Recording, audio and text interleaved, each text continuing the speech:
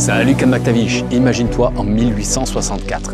Les jeunes États-Unis en sont à leur 3e année de guerre civile. Et beaucoup de nations amérindiennes sont déjà exterminées. Mais toi, Black Kettle, tu es l'un des plus grands chefs Cheyenne, une nation qui vit dans les grandes plaines d'Amérique du Nord et qui empiète sur plusieurs États d'une nouvelle organisation blanche, les États-Unis. Tu es à la tête d'une bande de 800 Amérindiens épaulés par White Antelope, Yellow Wolf et quelques 75 Arapaho sous le commandement de Left Hand. Tu as compris que les Blancs sont trop nombreux, qu'il est inutile de les combattre. D'autant plus que depuis 1858, un étrange métal jaune attire des torrents d'immigrants qui s'installent sur les terres ancestrales, tuent les bisons ou les font fuir quand ils ne trouvent pas d'or à se mettre dans les poches. Et quand je te dis des torrents, c'est la naissance de la ville de Denver, en plein territoire indien, et jusqu'à 150 000 chercheurs d'or en un seul printemps, contre à l'époque une population cheyenne d'environ 4000 âmes.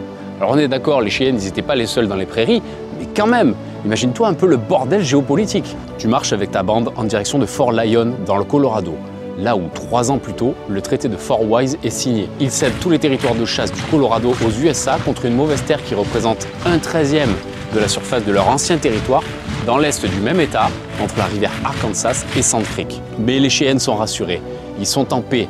Toi, Black Kettle, tu as rencontré le président Lincoln. Il t'a offert un drapeau américain et la garantie que tout Indien pacifique serait protégé par l'armée. Alors tu l'as signé ce traité, avec les 5 autres chefs Cheyennes sur les 44 représentants et 4 chefs Arapaho. Tu arrives près du lit asséché de la Sand Creek, à 64 km de Fort Lyon. La bande monte les tipis rapidement avant la tombée de la nuit, et tous s'accordent un repos bien mérité. Sauf les guerriers du groupe, qui partent chasser le bison sur plusieurs jours. Tu regardes l'horizon qui s'endort, puis tu tournes la tête vers le drapeau américain qui flotte devant ton tipi. Te souvenant des mots du président, aussi longtemps qu'il ferait flotter le drapeau américain, lui et son peuple ne seraient pas inquiétés par les soldats. Tu souris en pensant à ces jours meilleurs qui approchent, puis tu rentres te coucher avec ta femme. Aucune sentinelle est en poste, les Cheyennes sont en paix avec l'armée qui doit le lendemain les rencontrer ici, à ce point de rendez-vous, pour parlementer. Malgré la paix, presque toutes les armes ont été remises au gouvernement. De façon générale, Cheyennes pacifistes comme pro-guerre, ils sont tous dépendants des livraisons d'armes et de munitions du Bureau des Affaires indiennes, qui est une sorte de technique mise en place par les USA pour garder le contrôle, quoi. Du côté américain, le colonel John Chivington, héros de la guerre de sécession, prêcheur méthodiste. Alors les trucs religieux, je suis pas tellement expert, du coup j'ai regardé. Méthodiste, c'est une branche du protestantisme, je ne vais pas plus rentrer dans les détails parce que bon, je serais en terrain inconnu total, quoi. Le type le plus important à retenir sur lui, c'est que c'est un fanatique tueur d'Indiens rendu célèbre par le meurtre d'enfants sioux sous prétexte que les Lantes finissent toujours par devenir des poux. De ce que j'en lis de façon générale, cette partie de l'histoire américaine après la guerre civile, quoi, elle est remplie de types comme lui, qui sont brisés, traumatisés, endurcis, violents, alcooliques, et en fait, ils n'ont plus vraiment de limites dans leurs actions, quoi. C'est des hommes aguerris, éduqués à la guerre par le massacre de leurs propres concitoyens, et ils ont juste pas le même niveau de violence que les Premières Nations qu'ils affrontent dans les plaines. Chivington, il a bien entendu la volonté du gouvernement de laisser tranquilles les Indiens pacifiques, mais lui, il est convaincu qu'avant d'être complètement pacifique, il leur faut une sorte de grosses claques traumatisantes, quoi, pour être certain qu'ils comprennent définitivement qui est à la barre, quoi. Alors il lance 2 attaques, l'une dirigée par le lieutenant Eyre, mais ça on en parlera plus tard, et une autre dirigée par lui-même, composée de 750 cavaliers, du capitaine Anthony et de 4 Howitzer. La cible de Chivington, facile, ils partent de Fort Lyon. Alors où est-ce qu'on peut trouver une bande d'Indiens à coup sûr pour pas mobiliser des troupes pour rien, quoi, En plus, ce serait bien si c'était des Indiens pacifiques, au moins ils se défendraient même pas. T'as une idée, toi, Black Kettle, chef des Cheyennes? Non? Moi je sais pourquoi t'as pas d'idée. Je sais. Parce que tu es en paix avec l'Américain et que tu n'as plus de contact avec les autres Cheyennes qui continuent le combat dans le nord. Et ce sont 2 femmes à l'aube qui entendent un bourdonnement dans la nuit, pendant qu'elles ramassent du bois pour le feu. Leurs yeux se plissent pour voir dans le lointain obscur. Elles entendent finalement un coup de feu et se précipitent pour prévenir le camp d'une attaque imminente. Pris de panique, hommes, femmes, enfants, ils se réveillent pour la plupart à moitié nus et courent dans tous les sens pour leur vie. Toi, Black Kettle, tu émerges, tu t'empares du drapeau américain, tu le secoues de gauche à droite. Il s'agit d'une erreur, c'est certain. Déjà, les soldats pénètrent dans le camp et tuent tout ce qu'ils trouvent. Tu hurles que nous sommes en paix avec l'armée, que le président t'a donné sa parole. Mais les soldats ont des yeux vides qu'aucun règne animal ne possède. Une trentaine de femmes gagnent une dépression dans le sol. Protégées, elles envoient une fillette de 6 ans avec au bout d'un bâton un tissu blanc en guise de paix. Les cavaliers la repèrent, ils foncent vers elle et ils l'écrasent avec leurs chevaux intentionnellement. Puis ils se dirigent vers le point d'où elle est sortie pour tuer les 30 femmes. Les larmes aux yeux te rendant à l'évidence, tu jettes le drapeau au sol, prends la main de ta femme et te diriges vers White Antelope, ton vieil ami de 75 ans. Mais celui-ci est torse nu devant son tipi et il chante le chant des morts. Rien ne vit longtemps, si ce n'est la terre et les montagnes. Son esprit est brisé, il renonce, il est abattu par un soldat. Tu cours à travers le camp vers le nord, ta femme est touchée, elle s'écroule au sol, inconsciente, sans doute morte. Tu fuis sans elle, témoin de scènes absolument barbares. Un enfant dont on écrase le crâne avec une pierre. Une femme enceinte, éventrée et laissée agonisante. Une squaw en train de ramper, la jambe brisée. Levant le bras pour se protéger d'un coup d'épée que la lame tranche net. Elle lève le second bras, la lame le broie complètement, le laissant pendre, juste retenu par quelques fibres musculaires et nerveuses. Le soldat il s'en va sans même achever la pauvre malheureuse. Tu vois aussi des soldats qui molestent des femmes, leur tranchent les doigts pour voler les bagues. Tu rejoins finalement Yellow Wolf, Left Hand et un groupe de jeunes et de vieillards.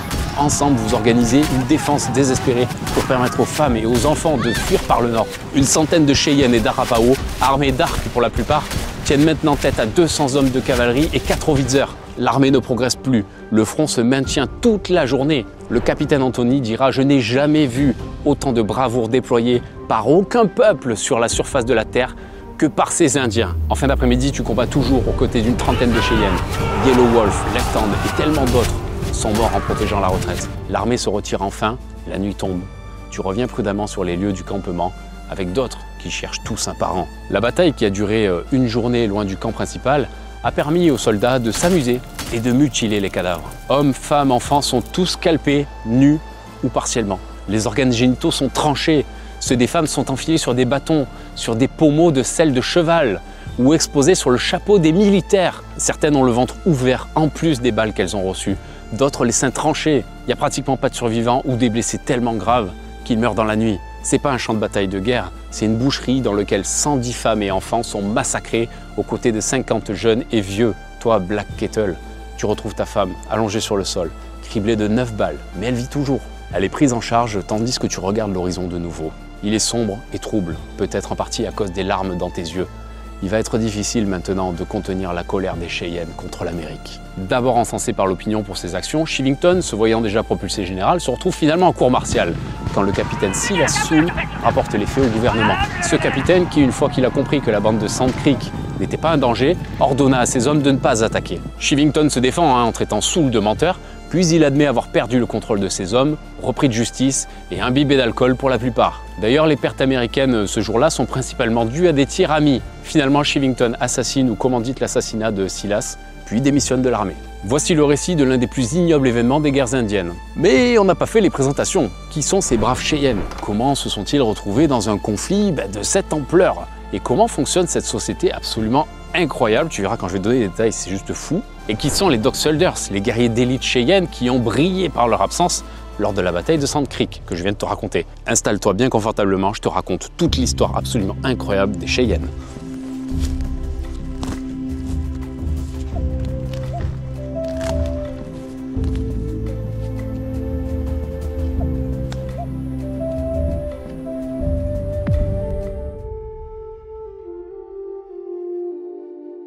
Et si je te disais qu'au début de leur histoire, les Cheyennes étaient de paisibles pêcheurs et agriculteurs, est-ce que tu me croirais? C'est l'explorateur français René Robert Cavelier de La Salle qui les rencontre en 1680 et ils appellent les Indiens Chats ou Char-A. D'autres explorateurs canadiens les appellent eux les chiens. Les chiens, tu comprendras pourquoi d'ailleurs après. Eux s'appellent les Tististas, qui veut dire le peuple. Et c'est bien plus tard quand ils rencontreront les Sioux qui seront baptisés Cheyennes. Cheyenne qui est un mot dérivé de Chaiena, qui veut dire parleur rouge ou gens qui parlent rouge, qui est la désignation des étrangers par les Sioux, quoi. Le groupe Cheyenne, c'est une fusion entre les deux peuples, les Tsitsistas et les Sotaéo. Ils vivent dans un endroit paradisiaque, proche de la région des Grands Lacs, et sont plutôt sédentaires en vrai. Géographiquement parlant, on pense qu'ils vivaient du côté du Minnesota, mais la tradition orale Cheyenne parle d'un lieu de vie bien plus au nord, carrément au Canada, quoi. Ce qui expliquerait en partie les histoires de rivalité avec les Cris. Toujours selon cette tradition orale, elle évoque des temps anciens, sans doute avant 1600, durant lesquels les Cheyennes vivaient exclusivement de pêche, de cueillette et de chasse autour d'une grande étendue d'eau, probablement un lac. Dans leur mémoire, c'était une période vraiment paisible, hein. Mais une grande maladie a tué beaucoup d'entre eux, les poussant à migrer un peu plus au sud, sans doute dans le Minnesota. Là-bas, au contact d'autres tribus, ils apprennent à cultiver le maïs, la courge et les haricots dans de grands champs à proximité des villages. Surnommées les trois sœurs par beaucoup d'Amérindiens, ces graines associées sont en fait une sorte de sainte trinité, hein, qui forme la base de leur alimentation. Les Cheyennes, ils appellent eux-mêmes cette période le temps des chiens, parce que ces animaux, ils étaient utilisés pour toutes sortes d'activités de labeur. Leurs villages, ils sont modestes et situés en lisière des forêts pour profiter des clairières, pour cultiver, et de la forêt pour chasser et exploiter le bois. Et d'après toi, à cette période-là, ils vivent dans quoi? Dans des tipis? Ben non, pas encore. En fait, ils construisent à cette époque des wigwams, qui sont des sortes de huttes recouvertes d'écorce de bouleau séchée. Ils vivent relativement en paix à cette époque, hein, mais des changements à l'Est sont en train de bousculer tous les dominos de la géopolitique des Amériques. Alors là, il faut voir les choses avec une grande perspective, hein. Imagine-toi, tu es un général de guerre et tu es debout dans une pièce immense et tu marches sur une carte des Amériques. Là, tu vois tous les peuples, toutes les villes, toutes les forces en présence, tous les axes de commerce et d'échange. Les Cherokees troquent du maïs avec les Powhatan contre des filets de saumon séché depuis toujours. Toi, le général, tu fais la guerre aux Cherokees. Alors tu décides de donner un meilleur prix aux Powhatan qui, du coup, ne vendent plus aux Cherokees. Donc les Cherokees en colère, qu'est-ce qu'ils font? Ils sont affamés, donc ils attaquent les Choctaws pour voler leur nourriture. L'hiver arrive et les Choctaws ils perdent 70% de leur population par manque de vivres. Au printemps, les Natchez, eux, ils sont bien contents de les achever et d'agrandir de 180% leur territoire. Et maintenant, du coup, les Natchez, ils peuvent produire suffisamment de surplus à vendre aux Blancs pour acheter des armes à feu, poussant leurs voisins sans armes modernes à fuir vers l'ouest. Là, ils découvrent d'autres cultures, changent de tradition pour s'intégrer du mieux qu'ils le peuvent, etc., etc. Tout ce que je t'ai dit là, c'est complètement fictionnel, hein, mais c'est pour te montrer comment, lentement mais sûrement, l'Amérique se transforme malgré elle, impactant toutes les populations autochtones. Cette espèce de vague de transformation, elle part du sud vers le nord et de l'est vers l'ouest. Elle se propage et arrive chez les Cheyennes aux alentours de 1635, date à partir de laquelle les tribus commencent leur migration vers les Grandes Plaines. C'est un processus qui est long et progressif, poussé par d'autres tribus comme les Sioux, les Iroquois et les Anishinabés, qui ont toutes ou partie accès aux armes à feu des Européens. Les archéologues ils estiment que la transition elle a duré environ 200 ans avant que l'ensemble des Cheyennes vivent dans l'est du Dakota du Nord. Là, ils apprennent une nouvelle façon de vivre en modifiant leur habitat pour des maisons qui sont semi-enterrées. D'ailleurs, je trouve que c'est l'un des habitats les plus intelligents qu'on puisse construire. Le semi-enterré, franchement, en isolation en terre, il n'y a rien de mieux pour protéger de la chaleur ou du froid. C'est écologique. Il n'y a pas 50 milliards de matériaux, du béton et tout un tas d'apports modernes, quoi. Et franchement, si les règles de construction étaient un peu moins débiles et contraignantes, moi perso j'aurais un petit bout de terrain avec une maison comme ça, quoi. Bref, on s'en fout, ils n'abandonnent pas leurs conditions d'agriculteurs et ils continuent à se nourrir de leur production agricole. Mais toujours cette histoire de domino, les équilibres de pouvoir ils bougent très très rapidement, la dynamique des affrontements entre tribus également. Et dans le milieu des années 1700, les affrontements avec les Cris des plaines, les Ojibwa et les Assiniboines poussent les Cheyennes à migrer une fois encore vers l'ouest, au niveau des Black Hills.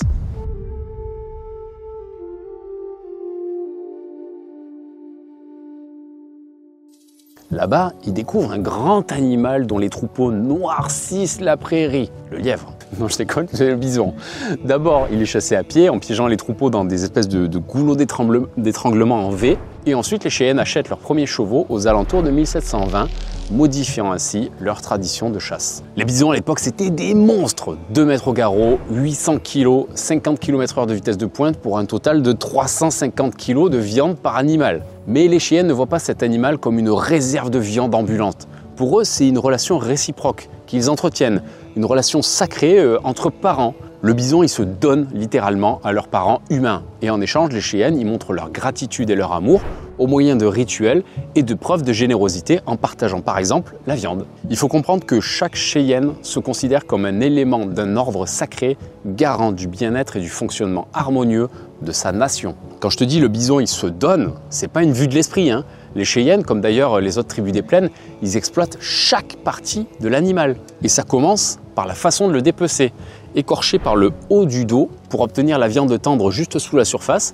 Ensuite, c'est les pattes avant qui sont coupées et les omoplates viennent avec, ce qui explose la viande de la bosse du bison, la viande des côtes et les organes internes. Puis c'est au tour de la colonne vertébrale d'être coupée. Les jambes postérieures et le bassin viennent avec. Puis enfin la tête et le cou en un seul morceau.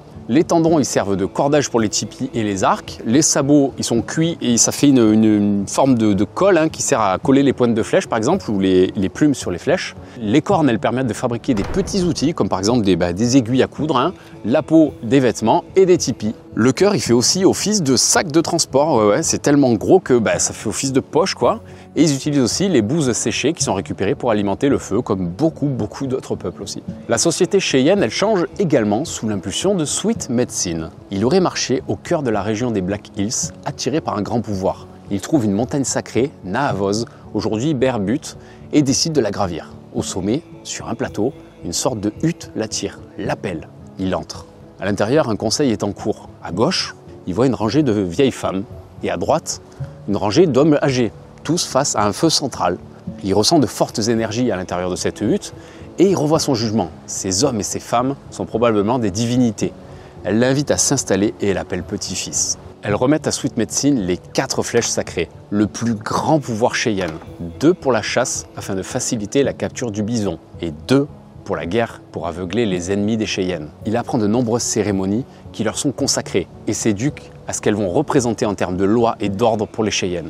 Les 4 flèches sacrées doivent être gardées par un prêtre particulier et n'être montrées qu'au cours de la cérémonie des flèches. On lui enseigne aussi une cérémonie de conjuration appelée le renouvellement qui est à pratiquer à chaque fois qu'un Cheyenne tue un autre Cheyenne. Les divinités lui expliquent qu'il faut un bon gouvernement, 44 chefs issus des 10 bandes Cheyennes. Et pour maintenir la cohésion, un bon système de police représenté par 4 sociétés guerrières, les renards rapides, les wapitis, les boucliers et les cordes d'arc. Il reste 4 années durant à écouter leurs enseignements, puis quitte la montagne sacrée pour éduquer son peuple, les Cheyennes. Voilà la légende de Sweet Medicine. Dans les Black Hills, les Cheyennes trouvent les Arapaho, qui ont migré bien avant eux. Mais ces derniers ne les voient pas comme une menace, et c'est en réalité une amitié indéfectible qui liera ces deux peuples jusqu'à la fin des temps. Il y en a certains qui parlent même d'une confédération. Entre 1800 et 1825, il existe encore des villages Cheyennes qui continuent de planter du maïs en parallèle des chasses au bison. Mais les Sioux-Teutons, d'abord partenaires commerciaux, finissent par voir dans la présence des Cheyennes une concurrence territoriale. Du coup, c'est inévitable, la guerre éclate. Les Cheyennes, ils sont d'excellents guerriers, donc les frontières, elles bougent pas trop au début, jusqu'à ce que les Sioux, ils s'équipent d'armes à feu. Et alors là, c'est le massacre. Les Cheyennes sont massacrés à l'appel, les poussant à migrer un peu plus à l'ouest, dans le Wyoming. En 1825, la nation se sépare en 2 entités. Les Cheyennes du nord, proches des Sioux, et les Cheyennes du sud, proches des alliés originels, les Arapaho. Malgré cette division, les traditions maintiennent le lien. Les cérémonies sont organisées chaque année ou à des périodes de changement saisonniers. Parmi ces cérémonies, on trouve une variation de la Sundance des Sioux, à l'intérieur d'une loge ressemblant à un immense tipi, bâti un peu selon les plans de construction d'une roue médecine, c'est-à-dire un cercle avec 28 rayons représentant chacun un jour du calendrier lunaire. À l'intérieur de cette loge, au centre, se tient un poteau représentant un arbre sacré auquel les jeunes guerriers peuvent s'attacher les chairs. Alors je ne vais pas rentrer plus dans les détails parce que je ferai sûrement une vidéo dédiée sur la Sundance que je mettrai dans les fiches en haut là-haut. Donc je ne sais pas quand tu vas voir la vidéo, mais regarde, on ne sait jamais, peut-être qu'elle y est déjà la vidéo. Et puis de toute manière, on va s'arrêter là. La prochaine fois, je te parlerai de l'évolution des sociétés guerrières et des sociétés de façon générale, parce que selon la légende de Sweet Medicine, originellement, elles sont 4.